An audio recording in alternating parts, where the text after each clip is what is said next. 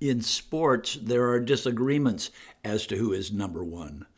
In crime, it's unanimous. Al Capone is the most famous gangster who ever lived.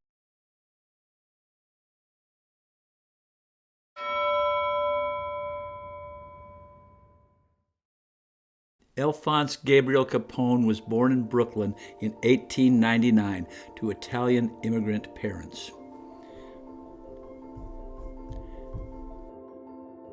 He made a fortune selling bootleg alcohol during Prohibition.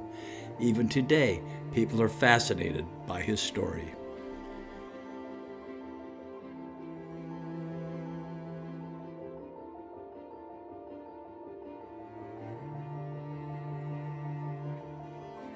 He had some legitimate businesses,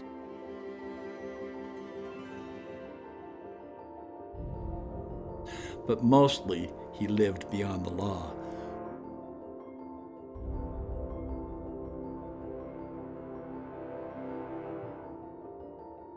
What he didn't own, he bought.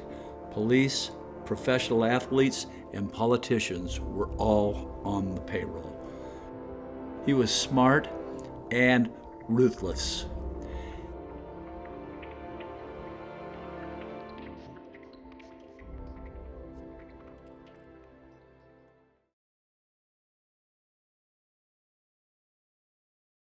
He owned the best cars money could buy, and he hired the best drivers. George Devil Myer was born in Montello, Illinois in 1909. While still in his teens, he got into a shootout with police.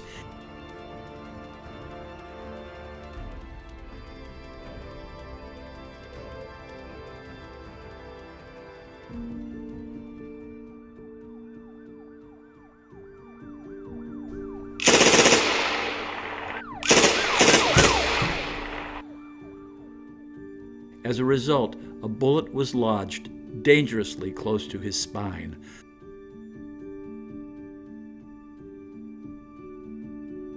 The doctor who saved him said his survival was a miracle from God. George blew off the comment and did a short stint in jail. There he watched Capone's men enter one door and leave by the other. Soon he was working for Capone's gang as one of Big Al's favorite drivers. His fast hands, quick mind, and dead heart made him perfect for the job.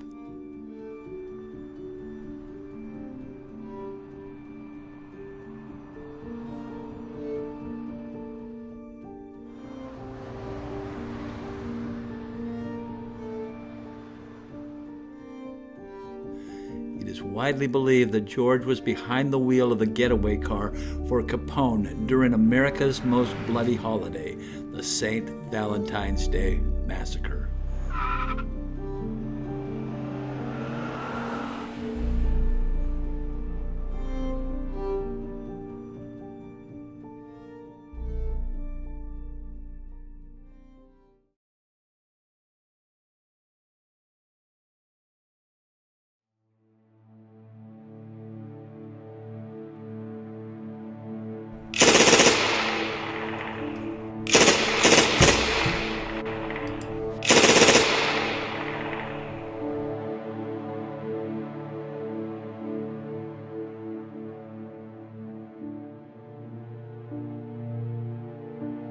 George continued driving for Capone's organization even after his boss's arrest for income tax evasion.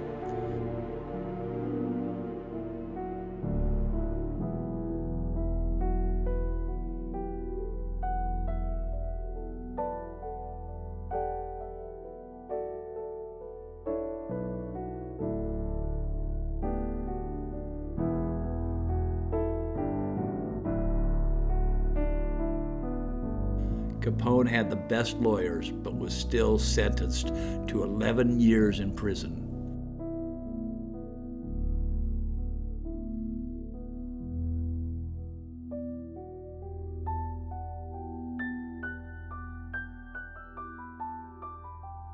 What happened to Al Capone and George Myer's other associates? George Bugs Moran narrowly escaped being gunned down during the St. Valentine's Day massacre. He eventually died of lung cancer while serving a sentence in Leavenworth prison. Frank the Enforcer Nitti, one of Capone's main hitmen, shot himself in the head and died in 1943. Beer Baron Dutch Schultz was shot by a rival gang and died of his wounds in 1935. Al Capone may have gotten away with murder, but even he couldn't buy his way out of this fix. Convicted of income tax evasion in 1932, Big Al was sentenced to 11 years in prison, but it was syphilis rather than the law that finally caught up with him.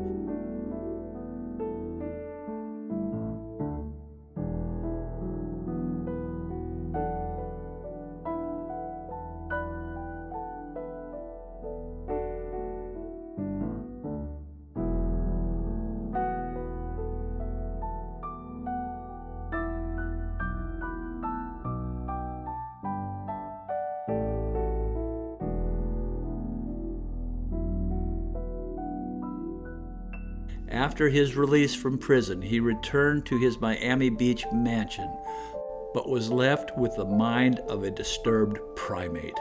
He died amid delusional discussions with enemies long dead while wandering the empty halls of his earthly kingdom. To this day, every gangster thinks they want to be like Al Capone. In reality, Capone's empire began to crumble nearly as soon as it began. He was only 32 when he went to prison. 15 years later, he died broken and alone. These ironic words decorate his headstone. My Jesus, mercy. Al Capone's driver, George Myer, gave up his nickname Devil and became a preacher of the gospel. As such, he entered countless prisons to warn inmates about avoiding going down the devil's road.